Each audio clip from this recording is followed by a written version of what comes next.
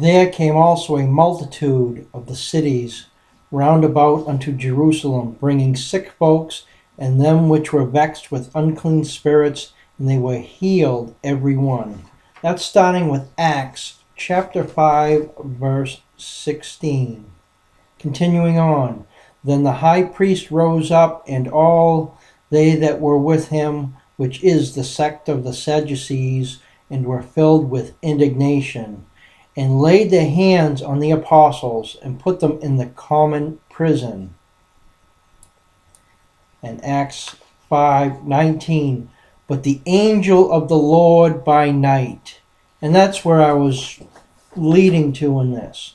The angel of the Lord by night. Now, if I look at my notes here, angel, and I have this program known as eSword, so I can look at the underlying Greek word that was translated as angel, and it's angelos. And it says here, and this comes from the Strong's Greek Dictionary, and it says probably derived from G71. Compare it with G34.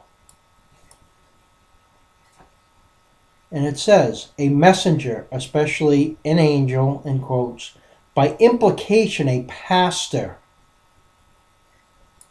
So it was a messenger or a pastor. I know people like to use the supernatural thoughts and implications of angel as they were taught, but is that really what's being written here? So I'll read it again. But the angel of the Lord, now the name that was translated as Lord is Kyrios. And Kyrios means supreme in authority, that is, a controller. So, the messenger or pastor of the controller by night opened the prison doors and brought them forth and said, okay, so it doesn't have to be any kind of supernatural being that came into play here. The way that the writings are, it's pretty simple that there was a messenger, possibly a pastor, of the individual that was in control at nighttime of the prison. So continuing on, Acts 5:20, go, stand, and speak in the temple to the people all the words of this life. So this person instructed the apostles to go to the temple and teach. Now I'm going to fast forward here, because this is some of the things that I discovered in here that I think really need clarity. And the reason I think they need clarity is because people are taught certain words in this supernatural sense, and it's all religious like, and they come with a certain meaning of it, and then they spread it with that meaning, when that's really not what was written. It's not. So continue on here from Acts 5:32. And we are his witnesses of these things, and also the Holy Ghost, whom God hath given to them that obey him. Okay, so let's break this down a little bit. And we are his witnesses of these things, and also the holy. So we look at the word holy. The word that was translated holy was G40, which is hagios. And it says here in the Strong's Dictionary, for hagios was a number. G40, yes, G40. And it says an awful thing. Compare it to G53, which is hagnos, or H2282, which I always like to go into the Hebrew and look at the Hebrew, seeing as the people that we're talking about are Hebrews that adopted the Greek culture, and that's why these writings are in Greek. So it's really good to look back at the Hebrew diction meanings for a start anyhow. So if we look at the Hebrew diction meanings, where is it? Okay, compared to H2282, Chag, a festival or victim thereof, a sacrifice.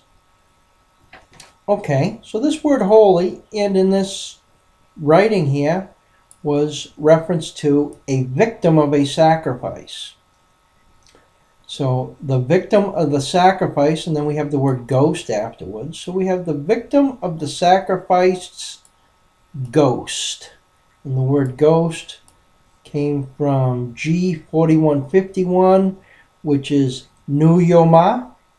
And Nuyoma means a current of air, that is a breath or a breeze, which would be the same as Ruach in the Hebrew, even though there's no Ruach reference here because, well, I just happen to know that off the top of my head, that Ruach is breath or breeze in relationship to spirit or ghost. So it's the same type of thing.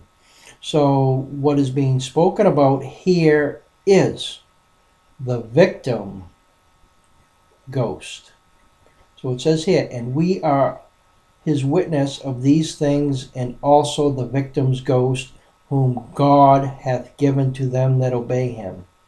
And the word God, in this case, was translated from Theos. And take that for what you will, because it says here, figuratively means a magistrate. So the victim's ghost, who the magistrate has given them to obey him. The victim was the victim of a sacrifice, a festival, a ritual sacrifice. We know the story.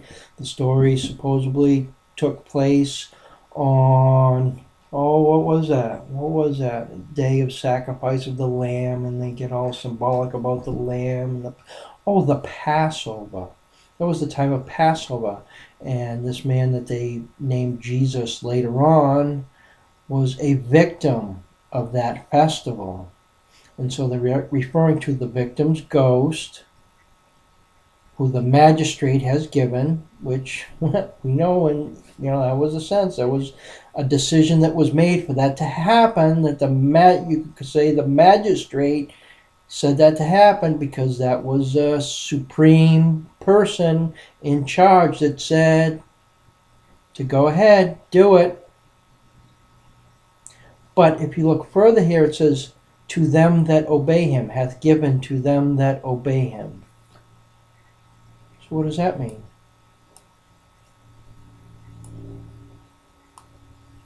They gave them what they wanted in order to get obedience out of the people. I think that's pretty simple, and that was the end result of what had happened. These people, they were barbaric animals that wanted to murder an innocent person. They did not have the authority to do so on their own. They were not allowed to kill people, which goes back to the Ten Commandments. And in the Ten Commandments, where it is written there that people are not supposed to be killing other people. They're not supposed to be doing it because their authority, their magistrate, their God, their deity does not allow that. So that was the same thing. Their magistrate, their God, their deity, whatever you want to call it, which in this case was, who were those people? Who were those people? I don't really remember who those people were off the top of my head right now. Why is that? Oh, because they're really not that important. Because they were just a figure, a symbol of authority. Didn't matter which they were. And that's the same concept that happens in religion, where they want to teach you basic, simple meanings of titles, and then they suit their own purpose with it. But what had happened in the story that I'm trying to talk a little bit about, but I'm kind of getting lost in some of it. What is it that's being discussed here? It's being discussed that an authority made a judgment so that these people could have a victim, a sacrifice for their festival, for their goat, to create a ghost. because they wanted a Holy Ghost. They wanted a victim of a sacrifice. They wanted the ghost. And in the ancient times, what they would do with the victim of the sacrifice, for example, is they'd write on the skin of the victim. First, they would actually skin the individual, and then they would tan the skin into what's known as vellum.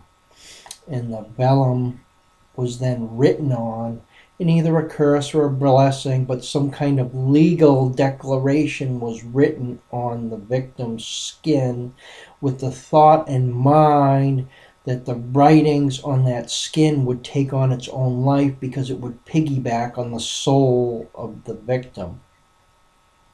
And that's really what their barbaric actions were all about.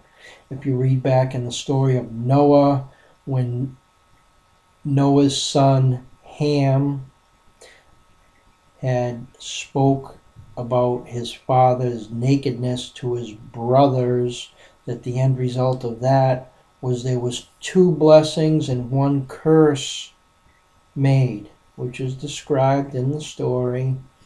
And in order for 2 blessings and 1 curse to be made, there had to be 3 victims of a sacrifice in order to write on their skins so that those blessings and that curse would come to its own life.